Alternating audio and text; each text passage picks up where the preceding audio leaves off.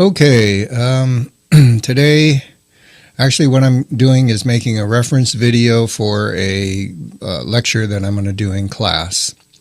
So if you need to refer to this lecture or this demonstration, you may. It will be posted on Canvas and you'll have access to it if you kind of got lost in the demo or have some questions, whatever. I'm going to go through this step by step. And again, very important to watch all the steps. And that way you won't get confused and things won't go wrong. Okay, what we're going to do today is we're going to do a logo. And to set this up very quickly, let's say somebody has asked you to do a logo for a company. In this case, let's say I have a friend that is starting up a pet supply company called the Dog House and needs a logo, has a very limited budget, so not a whole lot of money here to spend, and therefore, time is money, so I'm not going to spend hours and hours developing this logo, but I want to do something nice for them, and I want to, do it quickly. So in this case, here's an example of what we might do where we use a pre-designed template, and this template I'm going to get from a website called graphicpair.com. It's absolutely free to use. It's legal. You can modify it, edit it without the fear of, any lawsuits or copyright infringement. However, there is an image, an illustration of a dog that we're going to use, and that I did get from Google Images. And just to remind you that you cannot use images off the internet because that is copyright infringement. So if you needed to use a dog illustration, you would either have to create it yourself or purchase it as clip art or as stock illustration or something like that, which is not really that expensive, but just to warn you that that is copyright infringement. Okay, so let's get right to it. I'm going to share my screen here and go to the assignment that you will see on Canvas, and it's called the Doghouse Logo Badge and T-Shirt Mockup. And this little paragraph pretty much explains what I just said. And this is the logo that we're going to create here. We're going to do this from an Illustrator template, Adobe Illustrator, and I know that we haven't gotten into Illustrator yet. I'm not going to really be talking too much about Adobe Illustrator, mostly InDesign and Photoshop, but in this case, the template is an Illustrator template, so we'll use that, and we'll modify out the type and swap out the image with a dog graphic. And you can see the watermark on this dog graphic here, showing you that this is this is a copywritten image, so you cannot use this if you were doing this for real. This is the logo that we'll create, and then we're going to put it on a t-shirt. So the client, let's say, wants this on t-shirts and other merchandise that they want to sell. So here is a mock-up of a t-shirt that has been modified, and this is what we're going to end up as the final product. The mock-up is of the t-shirt, but it's against a brick background. And so we swapped out the background with this kind of concrete wall, and then we've inserted the logo onto the t-shirt. And this is really a great way to show a client what the application is actually going to look like. Okay, so this is the final result here, and we're going to create this first. So let's go to the start of this.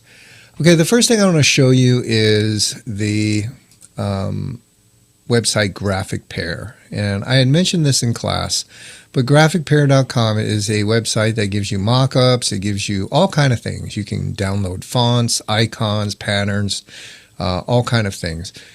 You have to sign up for an account and you can get a free membership. So if if I clicked on the free active membership, which I have, you're able to download several of these mock-ups with a free active membership, but not all. Most of the mock-ups here are for premium subscription. Obviously, if you're paying for it, you're going to get access to all of these. Okay, so it's very limited actually if you have an active membership, and so they kind of want you to to pay for a subscription.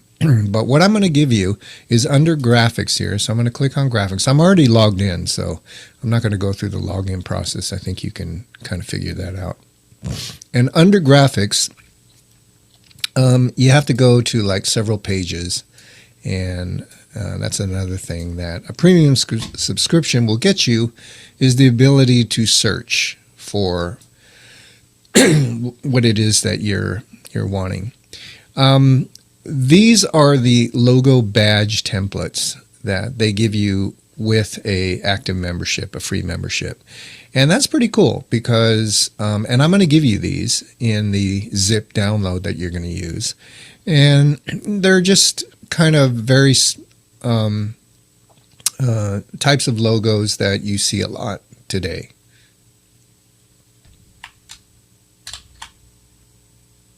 Okay.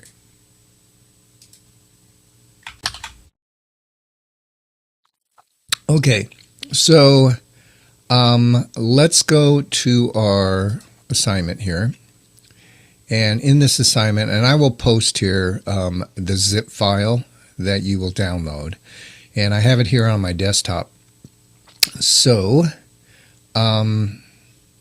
you can, let's see, double click on this, and you will see inside this zip folder, you'll see the file that has the templates in it. You'll also see a JPEG of the final product. I am giving you the dog graphic.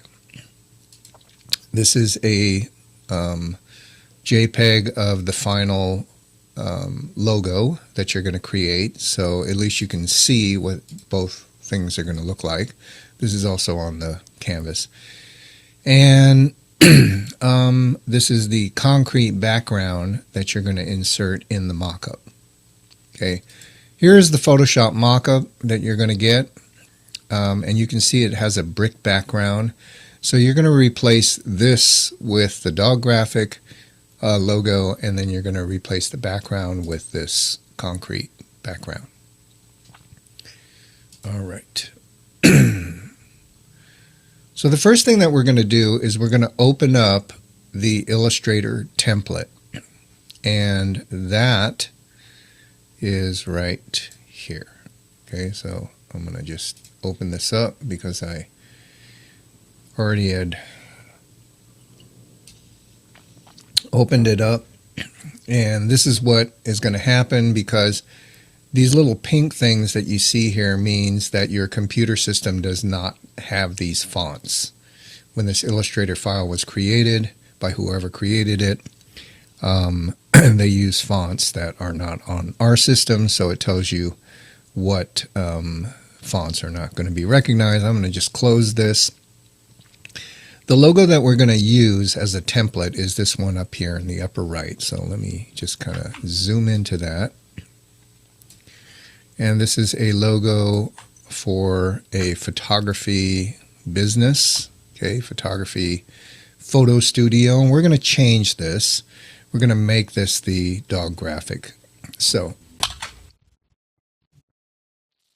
okay, so the first thing that we're going to do is we're going to select this logo. And you can see it's all grouped together. Notice I just clicked on any one of these lines here or type, and we can see that this is all grouped together, right? It all moves together, and so we're going to ungroup that, okay? And before I do that, I'm going to bring out my layers panel here, and I'm going to make a couple of layers real quick. So let's do that first, okay? This is the layer, the original layer. And so I'm going to make a new layer here, and I'm going to call this layer the logo. Okay. And then I'm going to make another layer, the green layer up here, and I'm going to call this bottom text. And you'll understand what this means in a sec. Okay, so now that I have all the layers that I need, the first thing I'm going to do is lock this original layer here. And because the background, I don't want the background to move. Okay, so if I select this now, before I lock this layer, I'm sorry, what I have to do here is I have to move this up to the logo layer. Okay, so basically I'm making this layer and I'm duplicating it to the logo layer so it's red.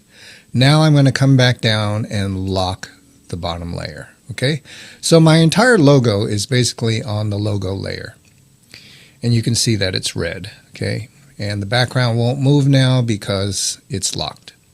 Okay, so I'm going to select this layer, and you can see that it's still all grouped together. So I will ungroup.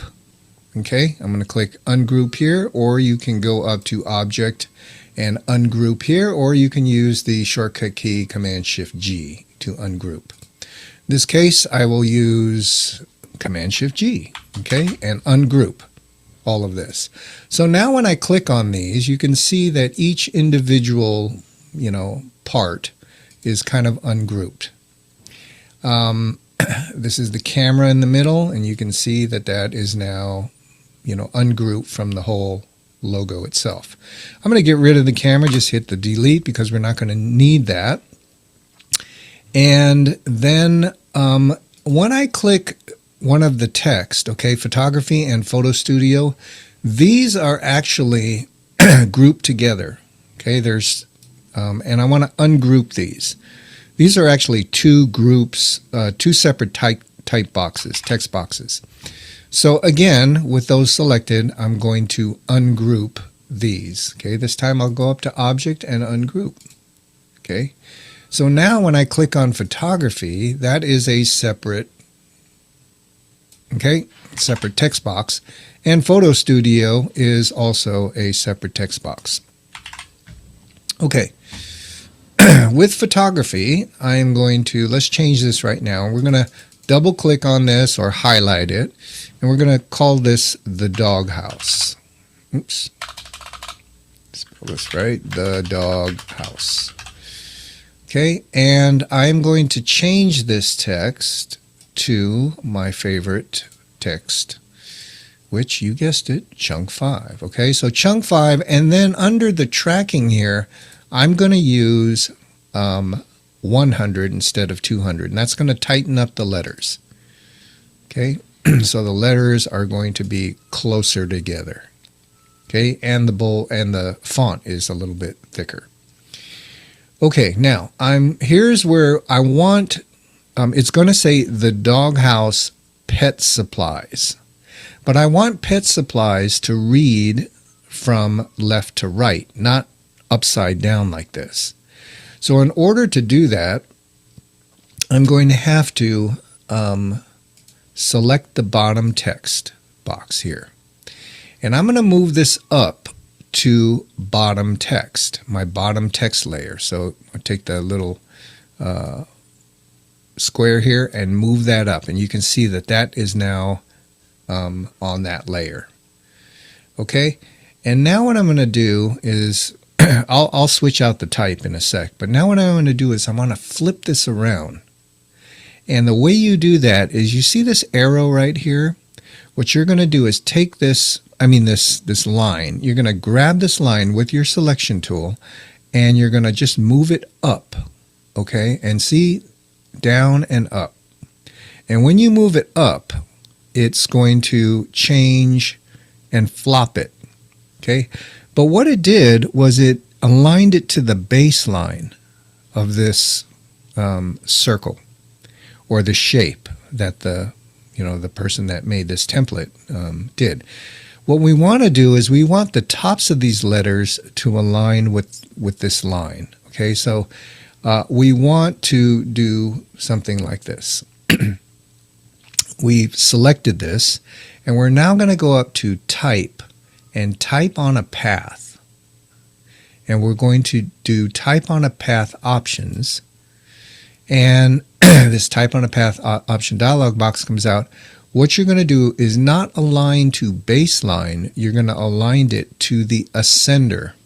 Now, what's an ascender? Ascender is the top of the cap height, or the top of a lowercase ascender, like an L or a B, or, so watch what happens when I hit ascender. I'm going to hit preview so that you can see it as it happens.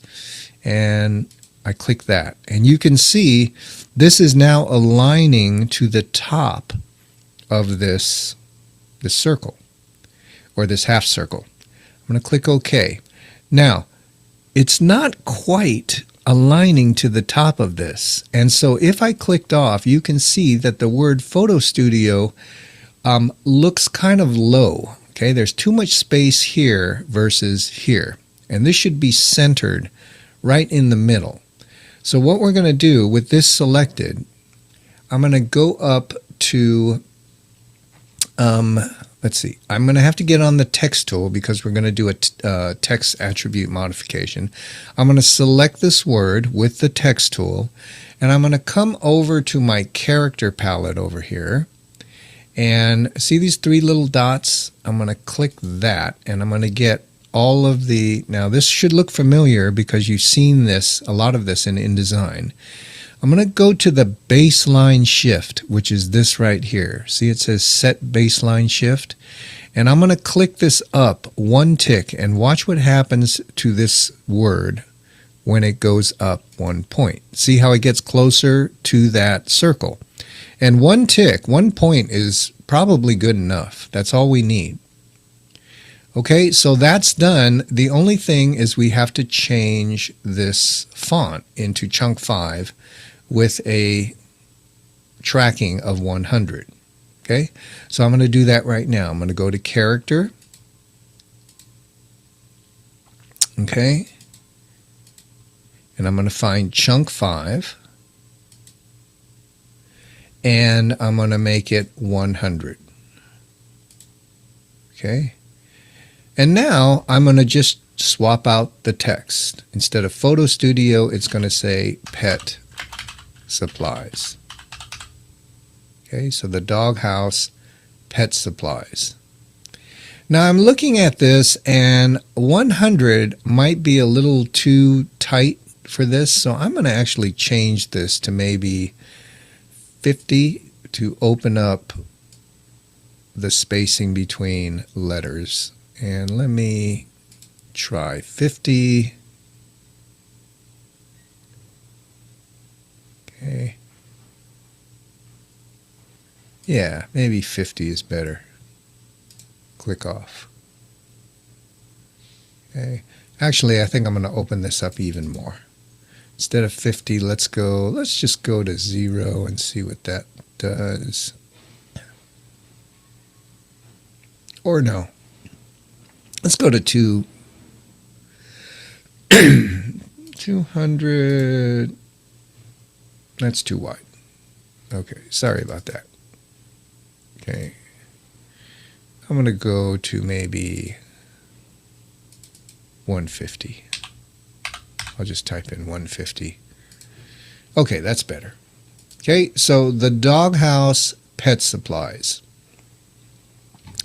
I'm going to change this text over here, okay, where it says TRD, and I'm going to make this TDH for the doghouse, okay? Use the same font. And I'll change this to incorporated, INC. Okay, so we have all of our text in, and we have it reading the right way. The last thing we have to do is bring in the dog graphic. So I'll go over to my doghouse folder with my selection tool. I will, let's pull this out.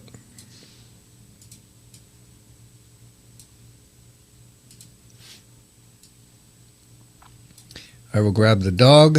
Okay. Now the dog unfortunately, has not been knocked out in Photoshop. So I'm going to do that quickly. I think I already did that, so I'm going to pull up.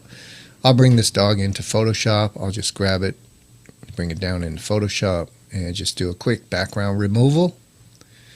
Okay, so I'm in Photoshop, remove background. Okay, done. Now the dog has a transparent background. I can move this over. This is the nice part about using Adobe products, is that they drag and drop and they transfer to each other. We can drag this into InDesign or Illustrator, doesn't matter. I'll grab this. Okay, now what layer am I going to want this on? Let me look at the layers here. Yeah, I could put it on the logo layer. That's fine. So I'll just click on this, drag this over, let it go. Okay, click once. It's huge. Okay, it's coming in very big. So what I want to do is, let's back out of this, Command-Shift-0.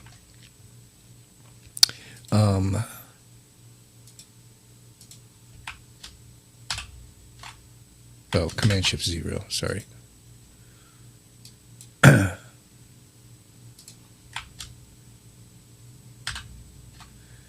And does not seem to be working.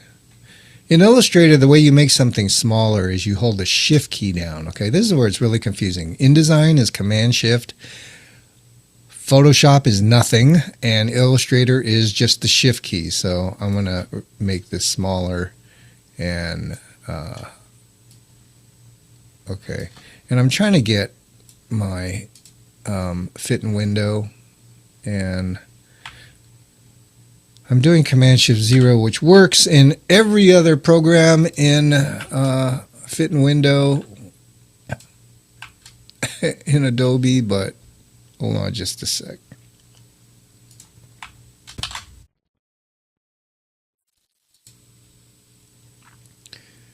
Okay.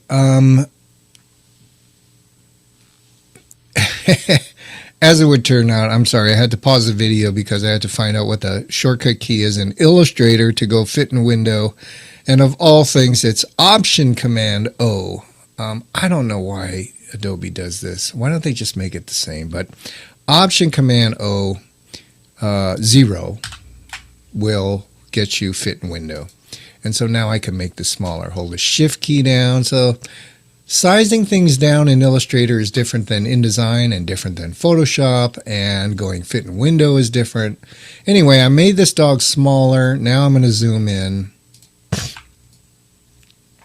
and let's position this dog here. So it needs to be a little bit smaller, holding the Shift key down as I make this smaller. And now I want to kind of move this over. I want it to kind of overlap this inner circle here, just so that we have some kind of dynamic, looks kind of better than if it was completely inside of this circle. This looks better than, let's say, if I did something like this. Okay, don't want to do that. We want to do that, which makes it look better. The Doghouse, Pet Supplies, THE, TDE, I'm sorry, you probably caught that, TDH,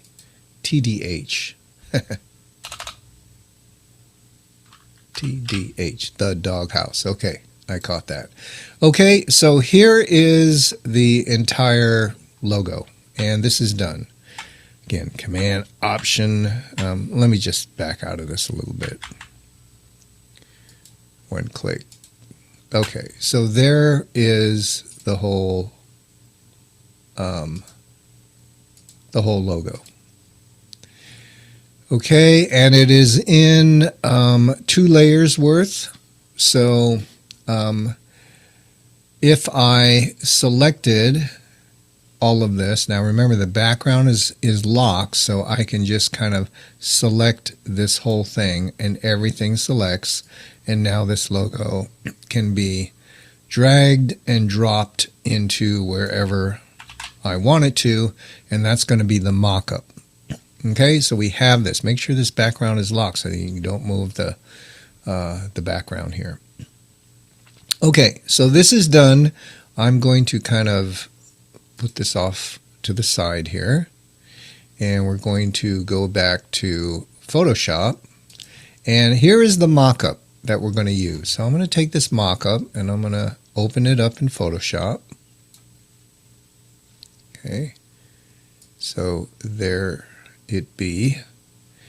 And in this mock-up, we have two smart layers. We have the smart layer of this graphic here, and then we also have the smart layer of this tiny little label here. And we could change that out too, but I'm not going to do that for this demonstration. If you want to, you can, but yeah, I mean, it should be something different than just say mock-up. Okay, so what we're going to do is go to the smart layer of the mockup. I'll double click that, and from a mockup, this is the individual layer that is just this graphic. We don't need this this whole thing there. So if I turn this off, this is entirely transparent now. And I'm going to use a kind of gray colored shirt.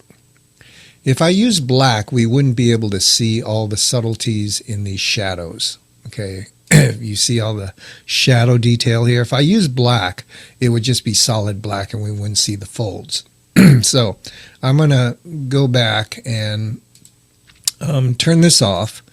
And what I'm going to do is add a layer. I'm going to take my selection tool or my marquee select tool. I'm just going to click and drag a big rectangle, okay, and I'm going to fill that with a gray color. So I'm going to come over to my fill. Now you might see it here in Photoshop. You might see under swatches, okay, and I think what I used was like this gray right here. This is like a 80% gray, okay, and I selected that, which becomes my foreground color.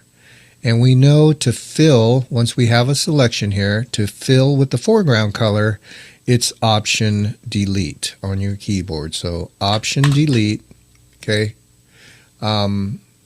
We have to make a layer. We have to make a layer for that. So let me make that layer, okay, and Option Delete. And that fills it with that gray. Okay, I'm going to deselect the marching ants, which is Command D. And now I'm going to go over to Illustrator and bring in that logo. Here's my logo.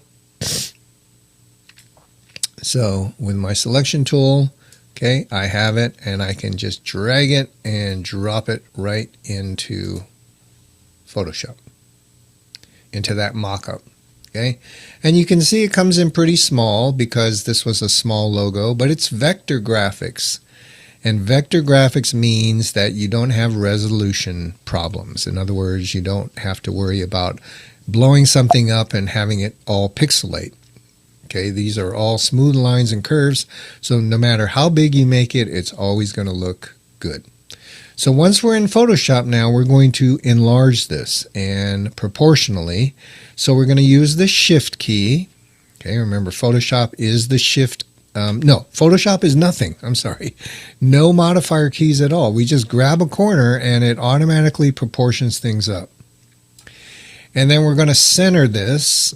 Okay, and now what size do I want it? Well, I'm not really sure until I try some sizes. So I'm going to make it this size for now. And I'm going to save it into the main mockup. So I'm going to do Command S. Okay, and that saves it into this main mockup. So there it is. And I'm looking at it, and it looks like it's a little bit too big, and I want it up a little bit higher. So I'm going to go back to my graphic here, and I'm going to make this a little bit smaller. So I'll select it and do Transform, Command T in Photoshop, Transforms. And notice how I positioned it before, right, where it's centered. It's exactly centered here. If you want to make this logo smaller and still keep it centered, I believe in Photoshop you hold the Option key down.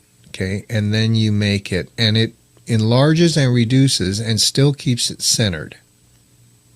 Okay, if you didn't hold the Option key down and just did this, it will make it smaller, but see how it pushes it to a different position on the page? And that's probably, you know, now that you centered it once, you kind of want to keep it centered maybe.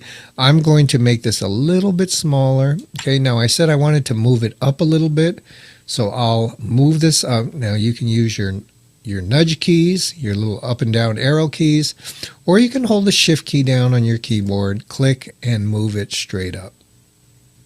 Okay, a little bit higher.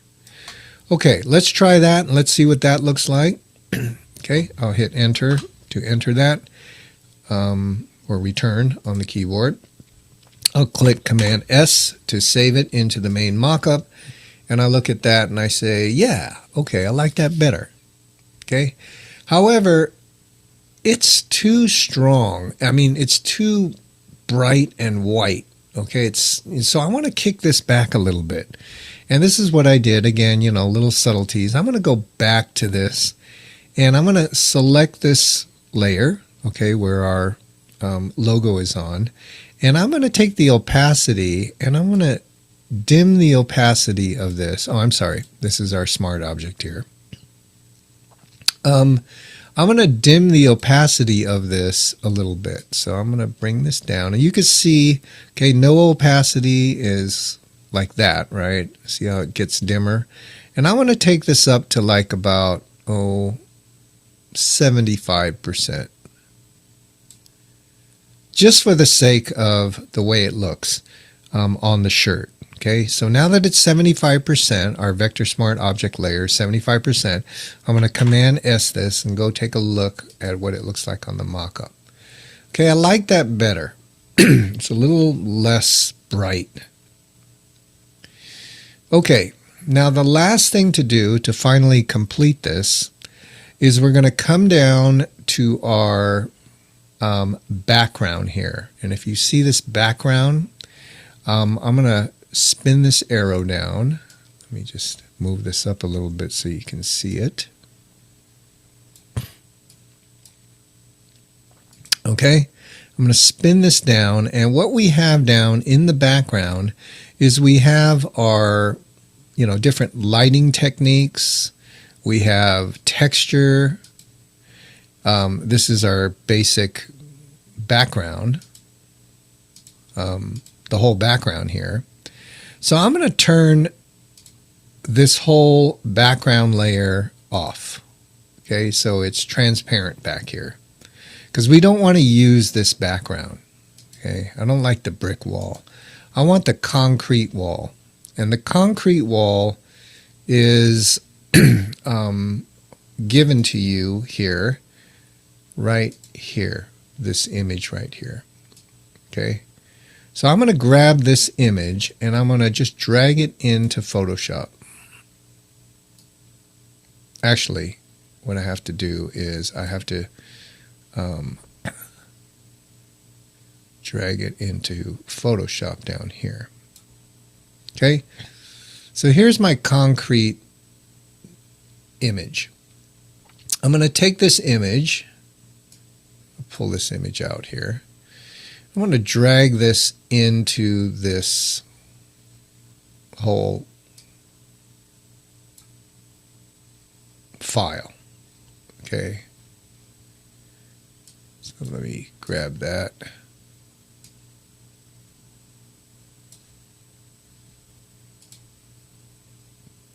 Getting too many windows out here. There it is.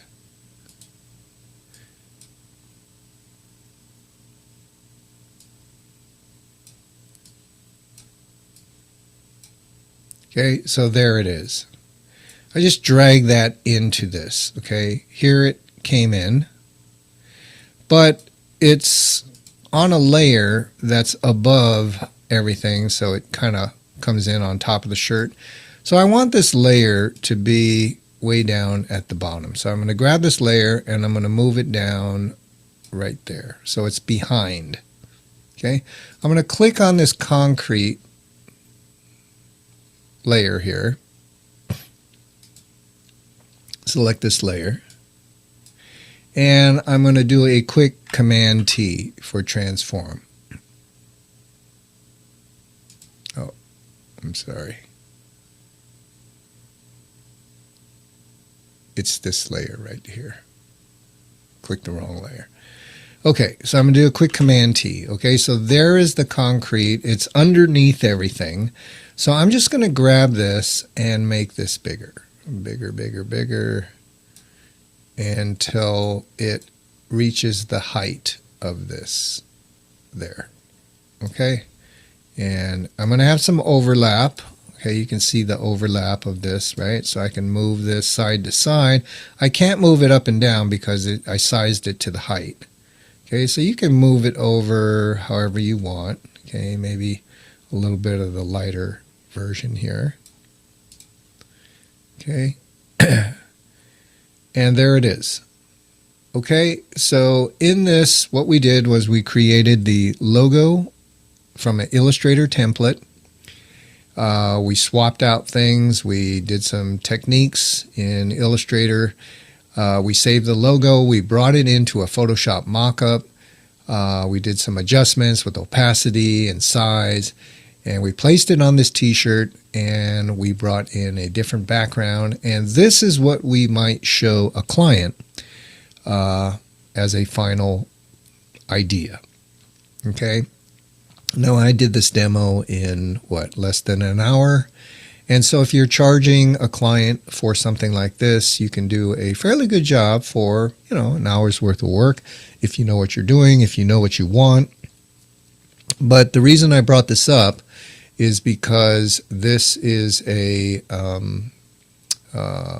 let me stop sharing the screen here, because this is a type of project where you don't have a lot of time to do something, you're not getting paid a lot to do it, and yet you want to do something nice where the client looks at it. Now, you might do a couple of different designs, or maybe even 3.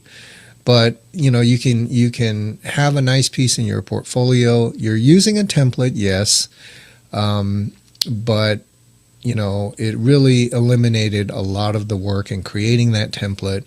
You're also using clip art, which I'm not a great fan of using clip art, but I will use it if drawing it and, illustrating it myself is going to take hours and hours to do. It's just not worth it.